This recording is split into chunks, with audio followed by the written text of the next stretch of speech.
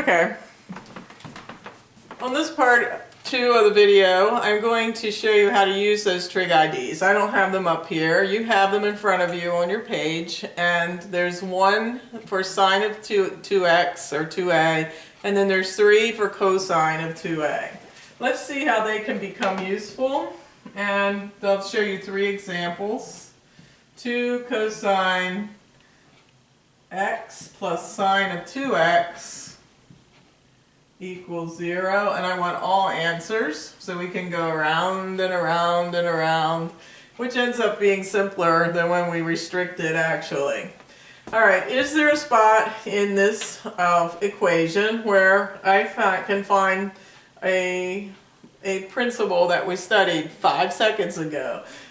Is it here? No, no, no, no, no, no, no, no. Yes, right here. There's a double angle. I prefer to not work in a double angle, so now I don't have to. We actually have the skills to do that, but when we don't have to, let's not. So I can change this to our new trig ID, 2 sine x cosine x. Alright, mathematically, you should be able to follow your nose and see where it leads. Your mathematical sniffing comes out. Like, how should you solve this trig ID? Can you change it to sine and cosine? I don't think so. It's already in sine and cosine. Is there any trig substitution? Well, we did make one initially, but it doesn't come to mind. I don't recognize anything here. So how about factor? Yeah, factor. Alright, so I can pull out a cosine and a cosine.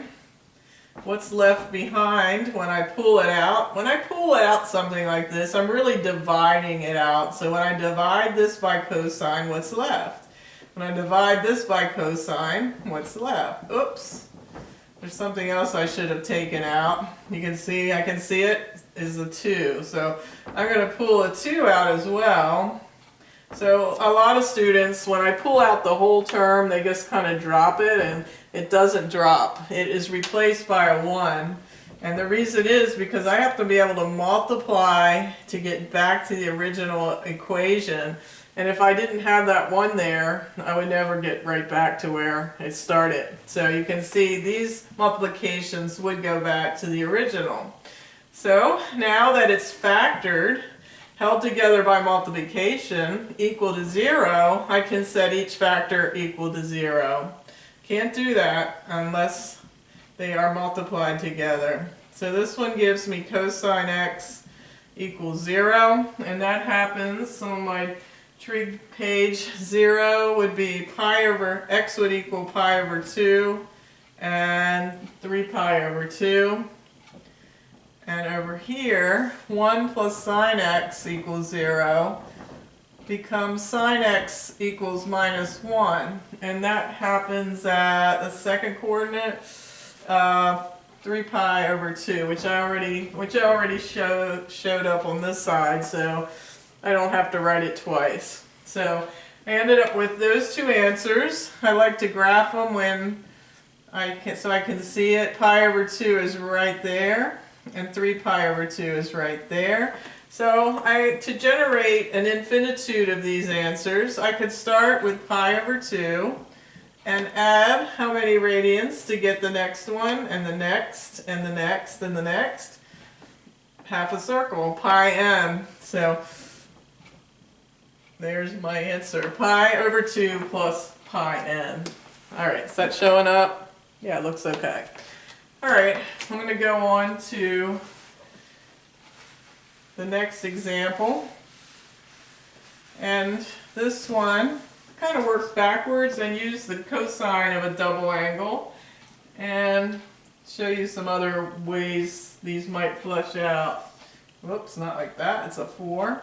4 cosine squared x minus 2 equals 0. Now you might have your own way of sniffing that out, but I'm going to show you a way that we can use what we just saw today and find the answers another way. This time, let's restrict the answers between 0 and 2 pi.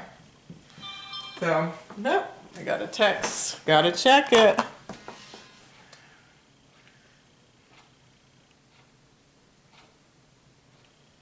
Okay. All right, I want to recognize that I can find a trig ID that I just did hidden in there. So if I take out a 2, do you see one? 2 cosine squared x minus 1 equals 0. So that is a trig ID, and the trig ID that it is cosine of 2x. So now I can write 2 cosine 2x equals 0. So we are skilled at actually solving those. Wow, the texts are rolling in. We are skilled at solving these, and on the last problem I preferred not to use a double angle, but here I'll show you how you can, and then you can pick and choose. Alright, so the cosine of 2x, remember when we double the angle, we double the fun over here. So instead of going from 0 to 2 pi, we're going to increase it to 4 pi. And we've already got it factored. 2 will never equal 0. So we set out, where does cosine of 2x equal 0? We can't divide by 2. This is inviolable. We're not going to split it up until after we take the cosine. So where does cosine, so we'll call this 2x, what will this value have to take on so that its cosine is 0? Well, I see that it happens at pi over 2, and I see, right, because 0 over 1 up, that's right, and 3 pi over 2, similar to what we saw in the last problem. But because we have a higher range, we can spin this one and add 2 pi, which is 4 pi over 2, so that becomes 5 pi over 2. And then we can spin that one, and that's 3 over 2 plus 4 over 2, 7 pi over 2. And if I spin this one, I go out of past 4 pi, so we're done.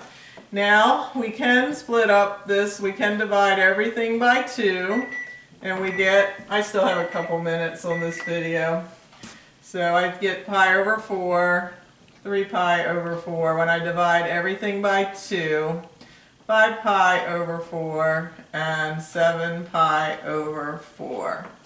So those are the answers to that one. That's going a different way, using this trig ID and using leaving the double angle in. So you have all these choices.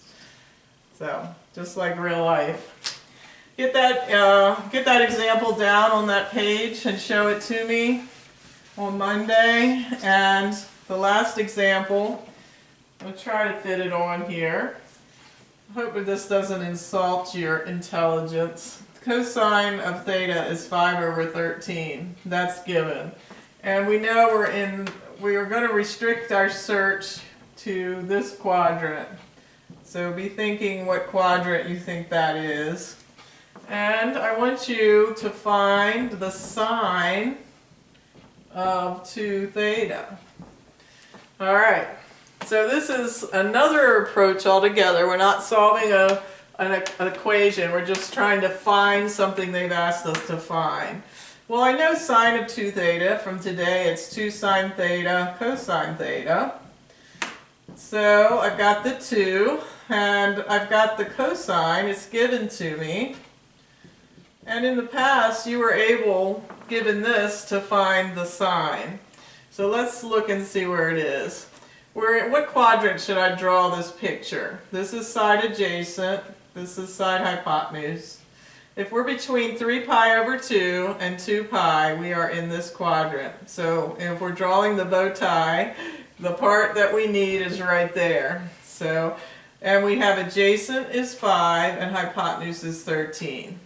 The Pythagorean theorem will fill in for us that number, and it turned out to be 12.